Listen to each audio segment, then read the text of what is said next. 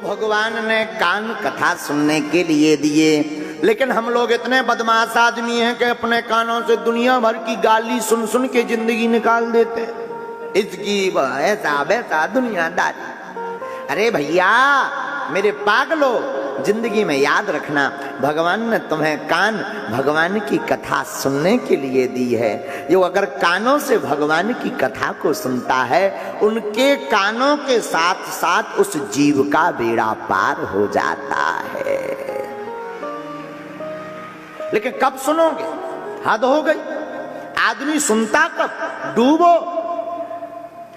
जो सुनना चाहिए वो सुनते ही नहीं। पड़ोसी की लुगाई भग जाए, पर देखो तुम सुनने में इतना मन लगता, इतना मन लगता। अच्छा तो कैसे गई? खोल खोल कर। अच्छा तो के बजे निकली? अच्छा तो फोन ले गई कि नहीं? हद हो गई। तुम्हारी ठटरी वर है, पार सीमा पार है। अरे पूरा गांव उस दिन कोई काम ही ना करे, सब बैठे हैं जैसे खुद की भग गई हो। अब मान लिया, राम राम राम राम। अच्छा भैया यार पैसा ले गई। अरे मेरे पागलो, जितना तुम संसार की कथा सुनने में रस लगाते हो, उतने से आधा रस राम जी की कथा सुनने में लगाओगे। अच्छा तो फिर प्रभु ने क्या किया, फिर भगवान ने क्या किया, फिर कैसे भक्तों का बेड़ा पार किया, ऐसा रस जब तुम्हारे हृदय में आने लगे, तब समझना तुम बढ़िया कथा श्रोता बन गए हो। अभी संसार की कथा में तुम्हें रस है।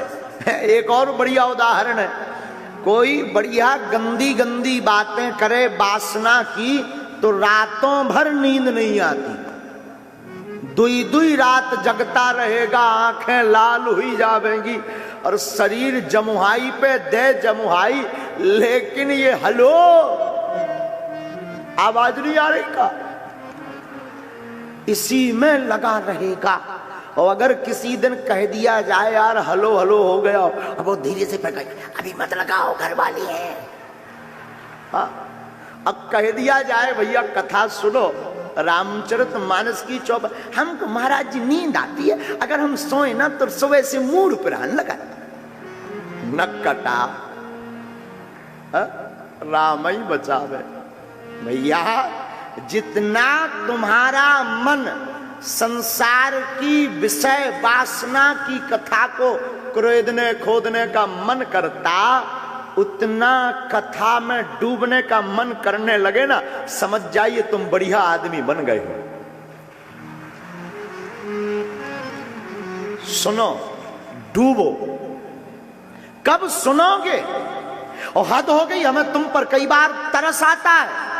तुम वो काम भगवान को तब भजते हो जब तुम्हें लगे कि भगवान के अलावा नहीं कोई बचा सकता, तब आते हो तुम। जब तुम्हें लगे कि ईश्वर ही सहारा है, तब तुम्हें ईश्वर की याद आती है। जब तुम्हें लगने लगता कि हम मरने वाले, तब तुम्हें गीता, हनुमान चालीसा, रामायण, पुराण, बागेश्वर धाम याद आते हैं। खाक जिंदगी है तुम्हारी, ये बदमाशी सबसे ज्यादा भरी हुई है। क्षमा करना मेरे पागलो, तुम्हें जिंदगी में मौका मिले तो मरने के समय क्या ईश्वर को याद करना, जन्म के बाद ईश्वर को याद करो। ये तो स्वार्थ है, परमार्थ पर डूबो साहब, स्वार्थ पर क्या डूबना। किसी गांव में एक आदमी रहता था, उसने अपनी पत्नी से कहा कि क्षमा करना, आज मैं आराम करूंगा, मुझे मत डिस्टर्ब करना। पत्नी ने कहा ठीक है। पत्नी रुक गई और ये कुर्सी पर बैठा ही था कि पत्नी आई, कहा कोई व्यक्ति तुमसे मिलने आया है। इसने डांट कर कहा मैंने कहा था ना कि मुझे आज डिस्टर्ब मत करना, मैं आराम करूंगा। मैं बैठ नहीं पाया, ठीक से कुर्सी चेयर पकड़ नहीं पाया, और तूने आके कह दिया कि कोई आदमी मिलने आया। मैंने कहा ना मना करो। पत्नी ने कहा मैंने मना तो किया, और उस आदमी ने जवाब दिया कि मरने जीने की बात है। इस आदमी ने सोचा फिर तो उठना चाहिए, फिर तो विश्राम नहीं करना चाहिए। अगर किसी के मरने जीने की बात है तो उठना चाहिए, जाना चाहिए।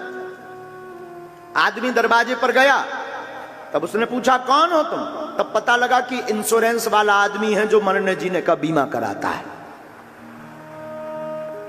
ये आदमी कब उठा?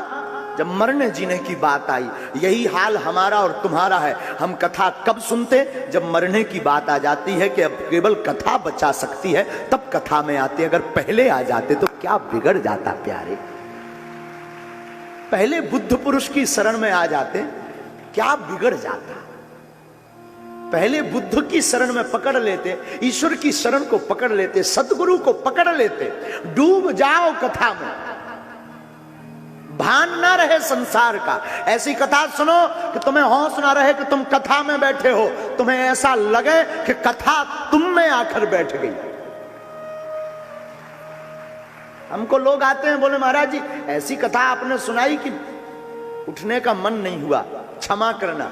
अगर तुम कथा से उठकर जा रहे हो तो तुमने कथा सुनी नहीं, सिर्फ 3 घंटे एंजॉय योर लाइफ, आपने सिर्फ एंजॉय किया है। जिस दिन तुम्हारी जिंदगी में कथा सुनने के बाद वही चीज दिमाग में कौतूहल करती रहे, कथा की बातें बार बार दुत्कारती रहे, कथा की बातें बार बार तुम्हारे चित्त पर प्रहार करती रहे, समझना तुम अच्छे श्रोता बनकर निकले हो आज। डूबो, बुढ़ापे में मत डूबो, जब तुम्हें मौका मिला कथा में डूबो, खूब सुनो, डूब कर सुनो। कब सुनोगे? मरने जीने की बात पर सुनोगे तुम डूब कर। आज और अभी सुनो,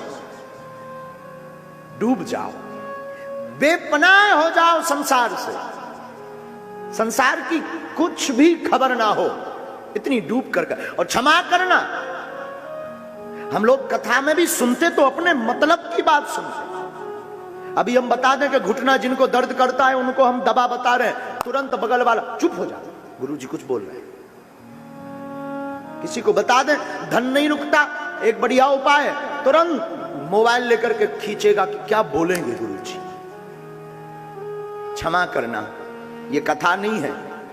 क्षमा करना ये तुम अपने स्वार्थ के लिए बैठे हो।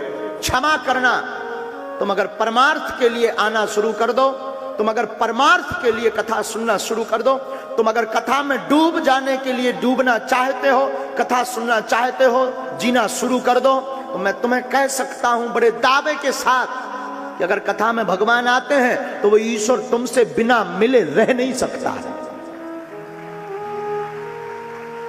वो मिलकर जाएगा, तुम्हें खोज कर जाएगा। कभी मीरा बनो। मीरा डूबती थी तो मीरा को होश नहीं रहता था संसार का। मीरा डूबती थी तो मीरा को भान नहीं रहता था कि मैं किसी राजा की पुत्री हूं। और होश में आना कथा में, क्षमा करना, मेरी बात तुम्हें बुरा लगे तो क्षमा करना। कथा में तुम सम्मान को पाने मत आना कि कोई मुझे पूछेगा तो मैं बैठूंगा तो मेरा सम्मान होगा, तो मेरी फोटो खींचेगी, फिर मैं मंच पे जाऊंगा। तुम कथा में नहीं आए, तुम बदमाश आदमी हो। कभी मौका मिले तो मान सम्मान के भूख में कथा में मत आना, हनुमान की भूख में कथा में आना। और ये व्यर्थ की बातें बंद करो, वरना कथाओं में आना बंद करो तुम।